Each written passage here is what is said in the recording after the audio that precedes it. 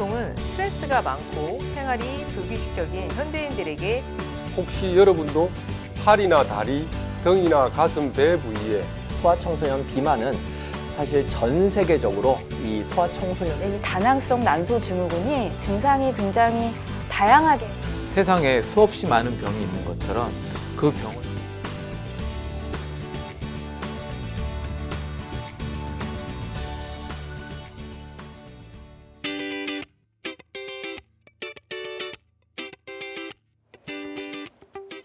안녕하세요. 건강보감 한의사 서지연입니다. 오늘 강의는 다낭성 난소 증후군에 대해서 알아보는 시간인데요. 다낭성 난소 증후군 아마도 많이 들어보셨을 것 같습니다. 이 다낭성 난소 증후군이 증상이 굉장히 다양하게 나타나고요. 또 전형적인 하나의 유형이 있는 게 아니라 여러 가지 양상을 보이는 경우도 있어서 여러분들이 도대체 이 병은 어떤 병인가, 그 다음에 뭐 여성 건강에서 이 병을 만약에 이런 질환이 있다면 한의학에서는 어떻게 치료를 접근하는지, 평소에 어떻게 관리하면 좋은지 이런 내용들이 좀 궁금하실 것 같은데요. 오늘 이런 내용을 좀 살펴보도록 하겠습니다. 그럼 오늘 강의 시작하겠습니다.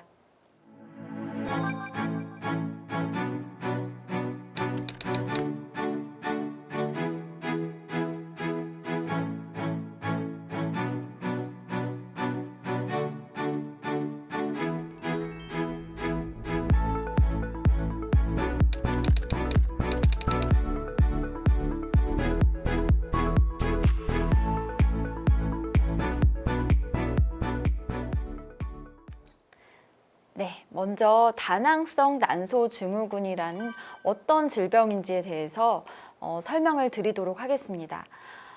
다낭성 난소 증후군은요, 우리 몸에서 이 생리라든지 여성의 생리를 조절하는 여러 이제 그 기관들이 있는데 이 시상하부, 뇌하수체, 난소 이런 그다음에 부신 이런 등이 다양한 기관에서 기능적인 교란이 일어나면서 무배란증, 그러니까 배란을 하지 않는 것입니다. 정상적인 난자를 배출하지 못하는 것. 그다음에 조모증. 흔히 이걸 다모증이라고 많이 설명하는데요. 다모증은 전체적으로 몸에 털이 많이 나는 걸 다모증이라고 하고요. 의학적으로 더 적절한 표현은 조모증이 더 적절합니다. 그러니까 여성분이신데 남성분들이 털이 나고 여성분들은 보통 털이 잘 안 나는 턱이나 가슴, 몸과 같은 부분에 털이 좀 많이 나는 거, 이런 증상을 조모증이라고 부르는데 이런 증상이 나타나기도 하고요. 그 다음에 불임증, 아마도 다낭성 난소 증후군이 이제 불임증의 대표적인 원인 중에 하나인데요. 이런 다양한 임상 증상이 나타나는 내분기계 및 대사계 이상으로 만성적인 무배란, 그 다음에 고안드로겐 혈증에 의한 그런 다양한 임상 증상을 보이는 증후군을 다낭성 난소 증후군이라고 이야기를 합니다. 다낭성 난소 증후군은 여성 내분비 질환 중에서 가장 흔하게 발생하는 질환으로 12세부터 45세의 여성 가운데 5에서 10% 정도 발견되는 것으로 알려져 있습니다. 생각보다 굉장히 흔한 질환이죠. 아울러 무배란성 불임의 73%가 이 질환을 가지고 있어서 무배란으로 인한 불임의 가장 흔한 원인 질환이기도 합니다. 또한 아까 말씀드린 이제 조모증의 85%, 그다음에 속발성 무월경 환자분의 75%, 그다음에 희발월경을 호소하는 환자분, 그러니까 희발월경이라는 건 정상 월경 주기보다 월경 주기가 굉장히 40일 이상으로 길어지는 월경을 말하는데요. 그런 월경 양상을 호소하는 환자분들의 21.3%가 이 질환을 가지고 있는 것으로 알려져 있습니다. 정상 생리의 경우에는 생리 주기마다 8개에서 10개 정도의 난포가 만들어져서 이 중 1개만이 성숙 난포로 자라서 난자를 배출하게 되는데요. 다낭성 난소 증후군의 경우에는 미성숙 난포들이 동시자발적으로 자라기는 하지만 배란 없이 퇴화해버려서 생리에 문제가 발생하는 것입니다. 아울러 생리를 하지 않거나 생리불순이 일어나거나 또 배란이 일어나지 않기 때문에 배란이 일어나서 난자와 정자가 만나야 임신이 이루어지는 건데 배란이 되지 않기 때문에 불임을 유발할 수 있고요. 그 다음에 고안드로겐 혈증을 유발하기 때문에 조모증, 그 다음에 여드름, 체중 증가, 피로감 등 다양한 증상을 나타내기도 합니다. 그런데 이러한 다낭성 난소 증후군은요, 내분비 장애와 관련된 문제뿐 아니라 여성의 삶의 질에 큰 영향을 미칠 수가 있는데요. 일단 불임에 대한 염려 때문에 스트레스가 나타날 수 있고, 그 다음에 어떤 경우는 비만이 증상으로 나타나거나 아니면 조모증이 증상으로 나타나거나 여드름이 증상으로 나타나서 이러한 외모 변화로 인해서 스트레스를 줄 수 있을 뿐 아니라 그런 것들 때문에 자존감에 부정적인 영향을 주거나 삶의 질을 떨어뜨릴 수 있는 질환이기도 합니다.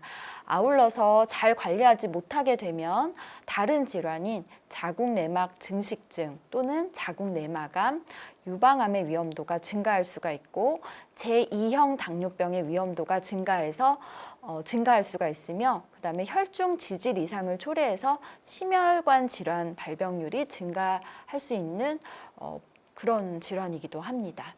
그렇다면 이 다낭성 난소 증후군에 우리가 일반적으로 볼 수 있는 증상들은 어떤 것들이 있는지 좀 더 자세히 살펴보도록 하겠습니다.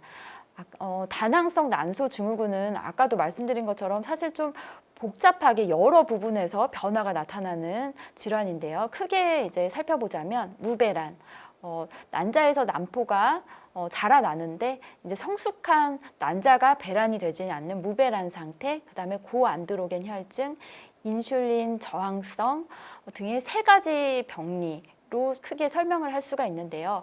무배란과 관련된 증상에는 이제 월경을 좀 띄엄띄엄하는 증상, 아니면은 무월경, 그다음에 배란이 되지 않아서 나타나는 불임, 기능성 자궁 출혈이 나타날 수가 있고요.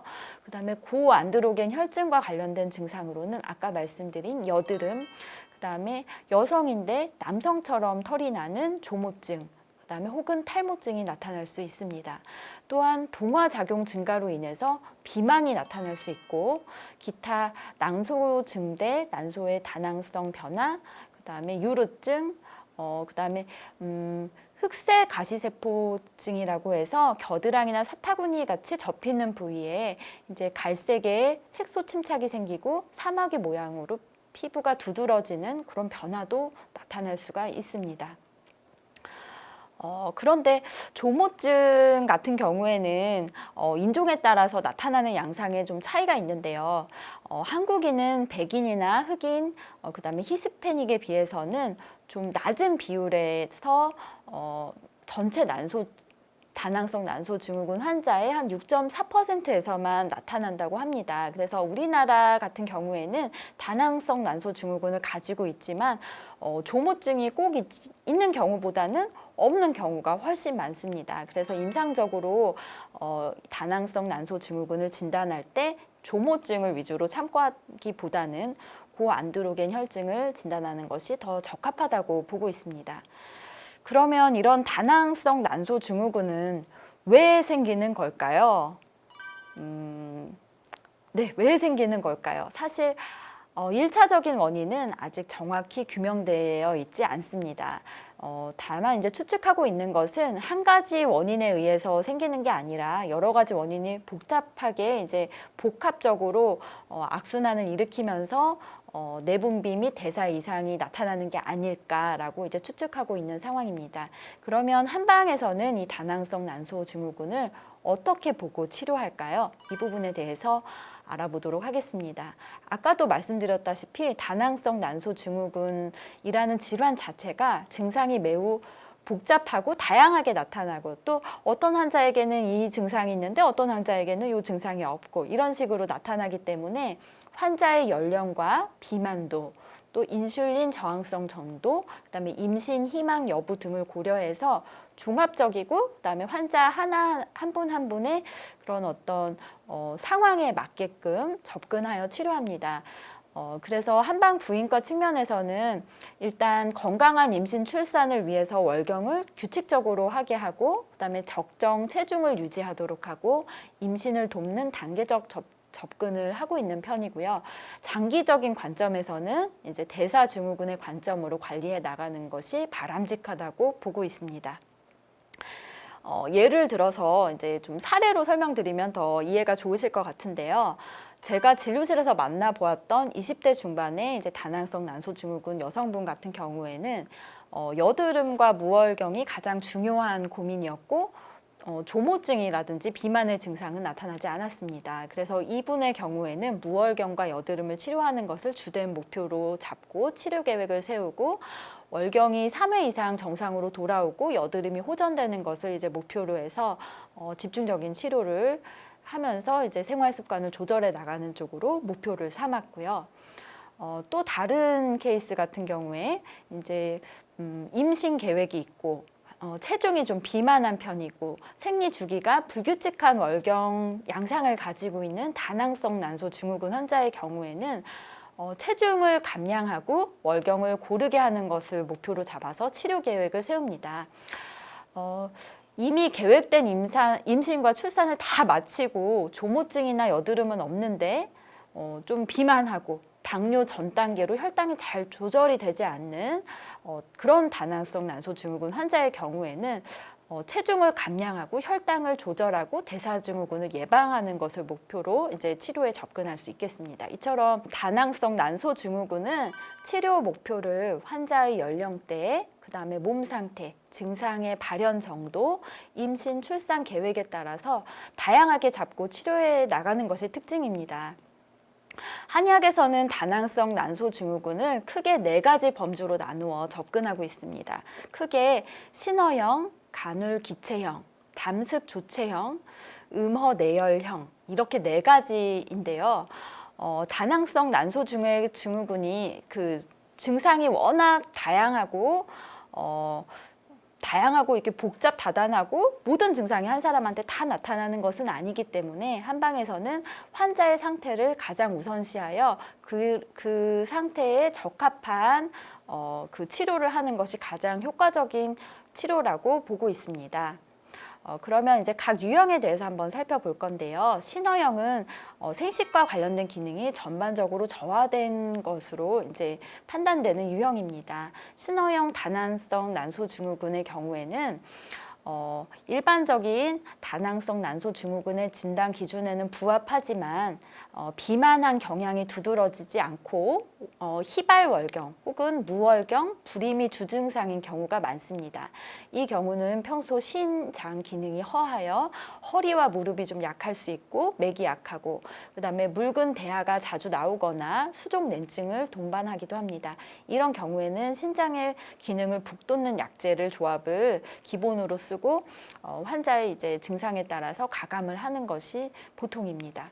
다음으로는 이제 간헐기체형이 있는데요. 간헐기체형은 정서적 긴장이나 스트레스로 기운 순환이 원활하지 않은 유형으로 비만 소견이 두드러지지는 않은데 정서적으로 좀 긴장된 경향을 보이고 옆구리가 자주 결리는 증상이 나타날 수 있습니다. 그리고 마찬가지로 희발월경과 무월경 그다음에 불임이 주증상인 경우가 많고요. 그다음에 맥상이 약간 긴장된 양상을 보이는 것이 특징입니다. 이 경우는 막힌 기운을 소통해서 원활하게 기운을 소통시키는 처방을 선택하게 됩니다. 그다음에 담습조체형은 몸에 이상체액과 노폐물이 많아진 유형으로 비만, 여드름, 그다음에 몸이 무겁고 여러 군데가 돌아다니면서 통증이 있는 등의 증상을 동반하는 경우가 많습니다. 맥상도 노폐물이 많은 맥상인 활맥이 나타나는 경우가 많고 설태가 두텁게 끼는 경우가 많습니다. 이런 경우에는 습담을 청소하고 식이요법을 보다 엄격하게 해서 축적된 노폐물을 배출하는 처방을 선택합니다. 그다음에 마지막으로 음허내열형은 몸을 구성하는 음적인 요소가 부족해지면서 내부에 열이 차는 유형으로 가슴이 답답하고 조급해지거나 얼굴이 붉어지거나 대변이 건조하면서 변비가 있고 꿈을 많이 꾸면서 비만과 월경 이상이 나타나는 유형입니다. 맥이 빨라지고 혀가 붉어지는 양상을 보이기도 하고요. 이런 경우는 음기를 보충하고 상부로 오르는 열을 식혀주어서 몸의 균형을 맞추는 처방을 사용합니다. 그러면 이렇게 한방으로 다낭성 난소 증후군을 치료하는 것이 어떤 효과가 있을까 궁금하실 텐데요. 이제 오늘 간단하게 한방 치료로 다낭성 난소 증후군 치료에 긍정적인 효과를 보여준 논문 2가지를 소개해 보고자 합니다. 이 논문들은 이제 한방의학에 대해서 많이 다루고 있는 민족의학신문의 임상 한의사를 위한 연구 동향에서 소개한 내용을 참고했습니다. 먼저 이제 첫 번째는 침 치료로 다낭성 난소 증후군이 많이 호전된 그런 연구인데요. 이 논문은 이제 중국에서 나온 논문인데 복부의 특정 혈자리에 이제 침 치료를 함으로써 비만한 경향이 있는 다낭성 난소 증후군 을 이제 치료했는데 어떤 결과가 있는지 분석한 논문인데요.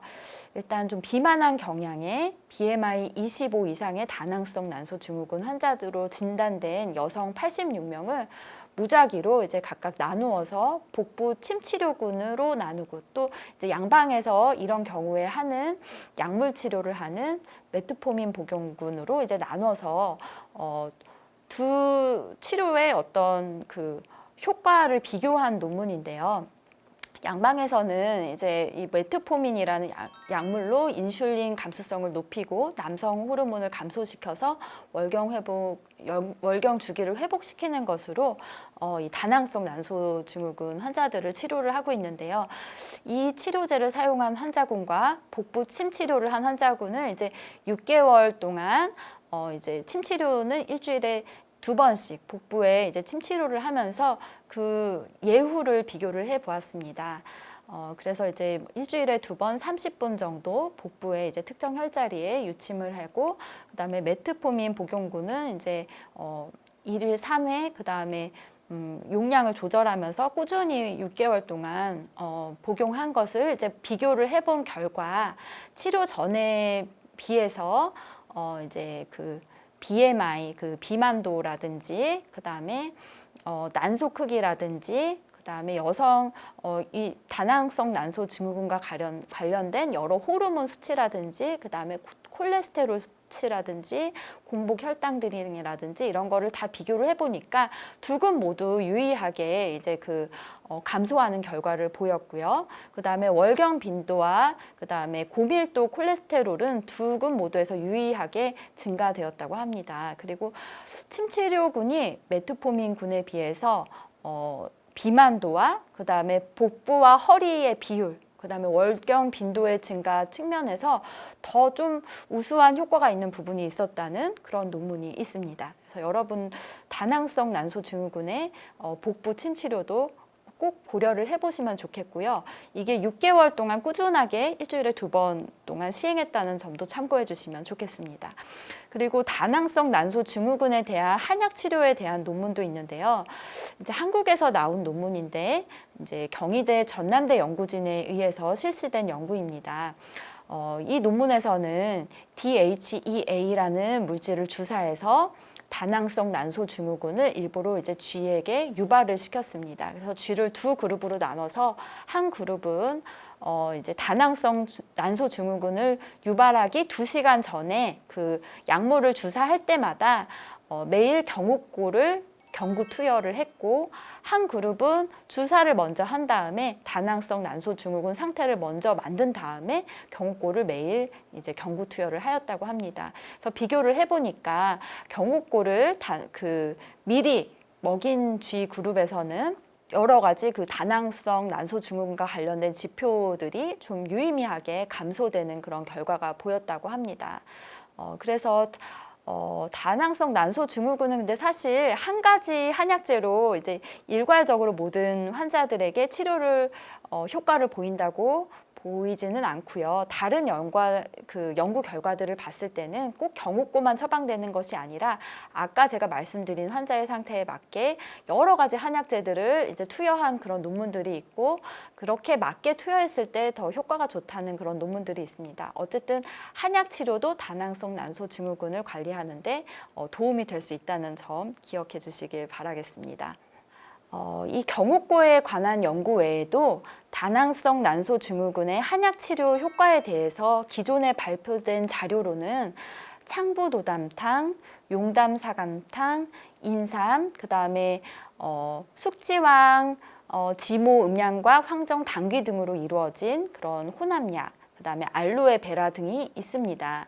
다낭성 난소 증후군은 환자에 따라서 아까 말씀드린 것처럼 신장의 기운이 허하거나 아니면 습담이 많거나 기운이 울체되어 있거나 그런 여러 가지 상황에 따라서 다양하게 변증될 수 있는데 그런 상황에 맞춰서 처방하는 것이 사실은 가장 효과적인 것으로 알려져 있습니다.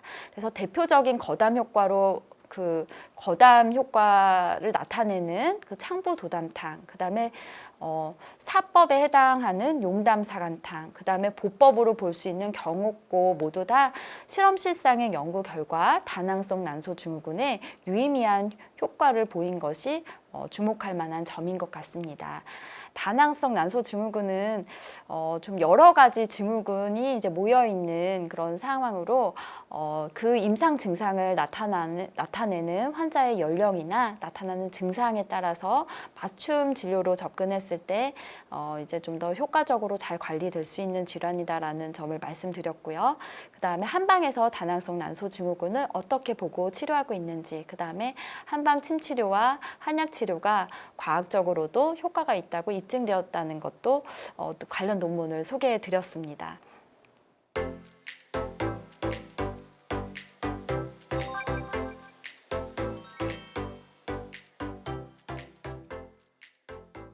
다음은 건강 Q&A 시간입니다.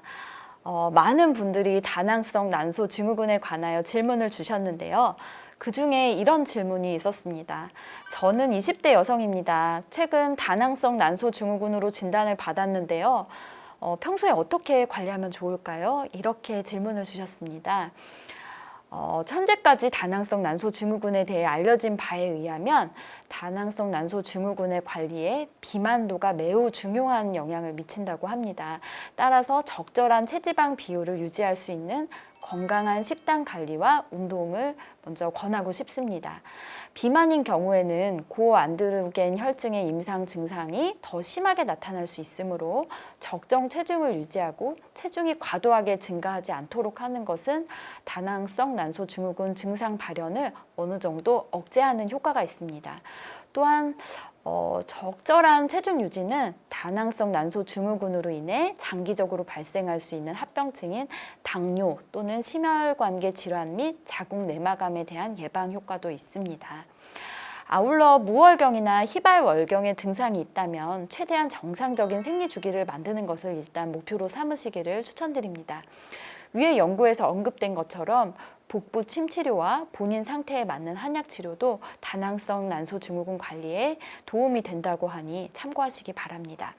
또한 일부 여성분들은 생리를 안 해서 오히려 편하다고 생각하시는 경우도 있는데 만성 무배란과 이로 인한 무월경 상태가 지속될 경우에는 자궁내막 증식증 및 자궁내막암 등 그런 질환의 발생 위험도가 증가할 수 있습니다. 그래서 그런 무월경 상태를 방치하지 마시고 하루빨리 좀 즉각적인 어떤 관리라든지 치료를 해 나가시기를 권합니다.